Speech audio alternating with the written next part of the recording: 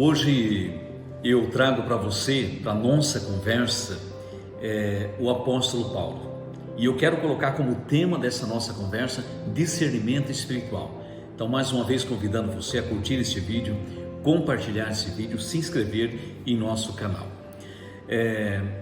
Claro que antes de falar de Paulo, eu preciso retomar, Antes, eu preciso falar de Saulo.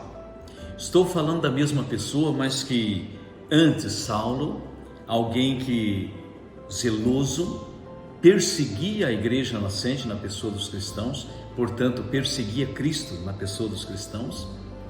Desta feita ele estava de posse de uma carta, de uma autorização das autoridades da época, para ir até a cidade de Damasco, aonde estava um grupo de cristãos se organizando, a igreja nascente. E a intenção de Saulo era justamente trazer de lá todos os cristãos aprisionados. Esse era o pensamento de Paulo. Eu vou para Damasco e eu vou acabar com este grupo dessa doutrina do Nazareno que está nascendo lá.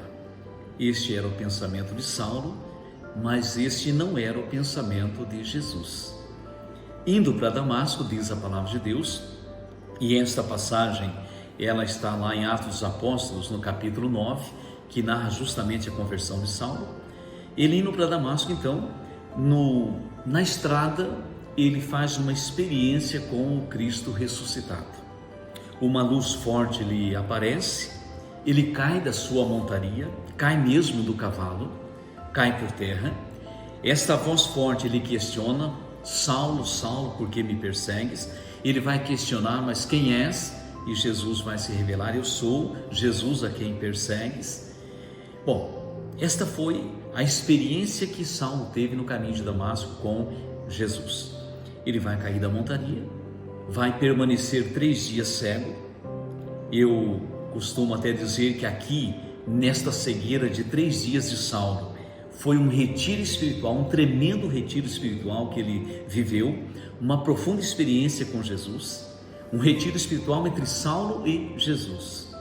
3 dias com os olhos fechados para o mundo, e foi acontecendo uma cura dentro deste homem tremenda. Tanto que quando ele vai ser batizado por Ananias, curado da sua cegueira física, um novo nascimento acontece. Porque o batismo é de fato um novo nascimento. Um novo nascimento acontece. Agora não será mais Saulo, agora é Paulo.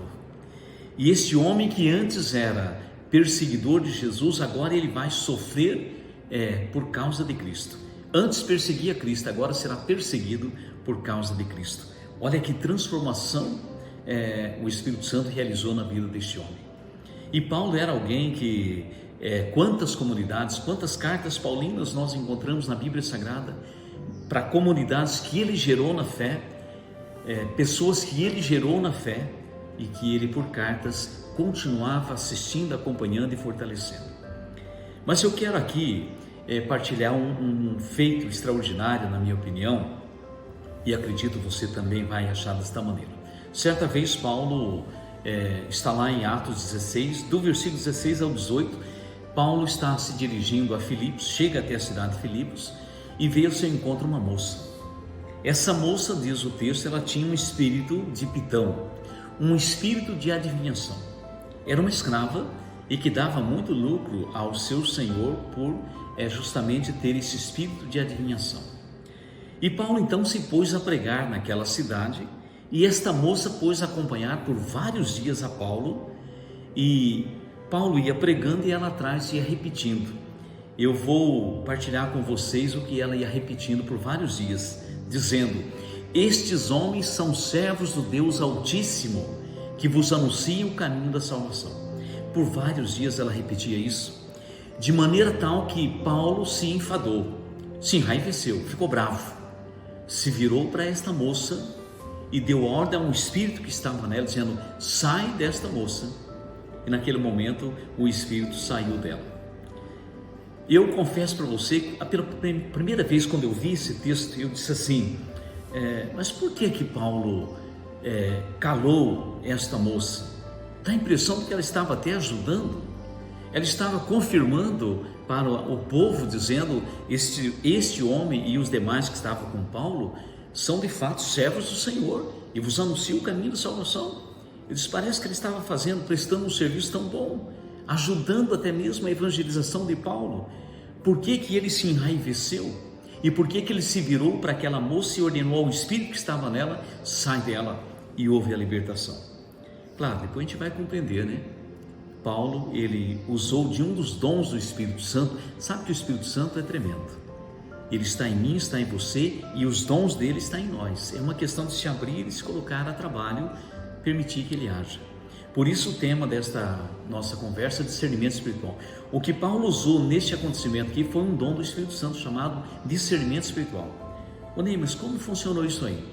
O que aquela moça estava fazendo, repetindo várias vezes no dia, por vários dias, que Paulo era de fato um servo de Deus, anunciando o caminho de salvação, na verdade estava desviando o foco dos ouvintes, para que eles não se convertessem, entendeu? Somente de posse do dom do discernimento espiritual vai se compreender isso. Caso contrário, poderíamos pensar como eu lá no começo, dizendo assim, deixasse ela continuar falando, até ela estava reforçando bem quem era Paulo, né? Não, na verdade, o discernimento espiritual que Paulo teve foi, ela está desviando o foco, tirando a atenção dos ouvintes, para que a palavra, a pregação de Paulo não entrasse no coração e aquelas pessoas não se convertessem. Tremendo isso, né? Sabia que na nossa vida nós somos convidados? O discernimento natural, claro, nós usamos a todo momento, né? Ney, mas qual que é o discernimento natural? Que diferença entre o discernimento natural e o discernimento espiritual? O natural é aquele que você sabe muito bem e você pratica todos os dias, a todo momento. É olhar para a maridona e dizer, ela está brava hoje. Ou para o maridão, está bravo hoje, né? Enfim, isso é discernimento natural. A gente olha, conhece, percebe que a pessoa não está bem, né? Está animado, está desanimado, está bravo, está calmo, entende? Impaciente, paciente, isso é discernimento natural. Agora, o que Paulo exerceu nesta passagem é discernimento espiritual. Aí não é discernimento natural. Pelo discernimento natural, deixava ela continuar falando. Quantos dias ele ia permanecer em Filipos, não sabemos, mas quantos dias ela quisesse seguir falando, ótimo, pode continuar falando, tá bom. Discernimento natural. O discernimento espiritual diz, não, ela está impedindo a graça de Deus na vida das pessoas. Esse espírito que está nela está justamente tirando o foco para que as pessoas não se convertam. Ok, o que eu quero deixar no teu coração com esta reflexão? O Espírito Santo em nós, discernimento espiritual está em nós também. Você tem colocado em prática? Convido você a fazer um exame de consciência. Eu tenho exercido o discernimento espiritual, porque todos os dias nós somos convidados a perceber situações assim em volta da gente. Muitas pessoas partilham comigo dizendo, eu tenho muitas vezes na missa ou no encontro, no retiro, me dá um sono, principalmente na hora da palavra, da homilia, me dá um sono. Eu digo, bom, pelo discernimento natural pode ser um cansaço físico, né? Um estresse, trabalhou muito, não sei. Agora, se não for cansaço físico, aí é espiritual. Aí pode ser uma contaminação espiritual. Opa, não estou falando de possessão espiritual, estou falando de contaminação espiritual. Justamente para impedir que aquela palavra entre pelos ouvidos, chegue ao coração e transforme a vida. Faz um exame de consciência. Como está o uso dos dons na tua vida?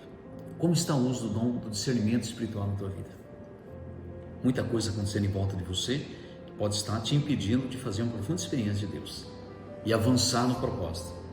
Examine a tua vida, examine os acontecimentos e, como Paulo, tome essa atitude, né? Diz basta, chega de uso do Espírito Santo, de posse dos dons do Espírito Santo, discernimento espiritual, basta essa situação.